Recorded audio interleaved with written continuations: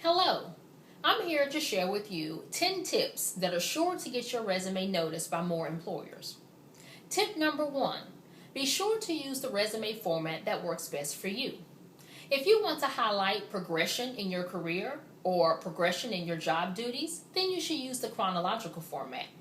If you want to highlight your skills and not necessarily when or where you got the skill, and if you want to downplay gaps in employment, you should use the functional format. And if you need to use a mixture of both, then be sure to use the mix format. Tip number 2, think of your resume as a marketing tool. Employers nowadays receive 100 resumes or more for every one job that they advertise, and so they'll spend 10 seconds or less looking at your resume. If you only had 10 seconds, what would you say to sell yourself to an employer? Tip number 3, your resume must be visually appealing. Once you're done with your resume, print it out and hold it up at a distance and look at it. Does the information flow? Does it look logical? Are you drawn to your own resume? If you've answered no to either of these questions, then you should go back and take another look at it and make sure your resume is visually appealing.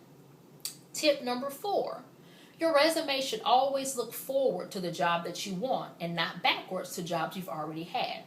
Your resume should look to your future and not simply just be a list of jobs you've had in the past. Tip number 5, it's only necessary to go back 10 years when listing your relevant information. If your information is older than that, an employer may think it's irrelevant and outdated. Tip number 6, be sure to include hard data on your resume. And by hard data, I mean dollar amounts, numbers, and percentages.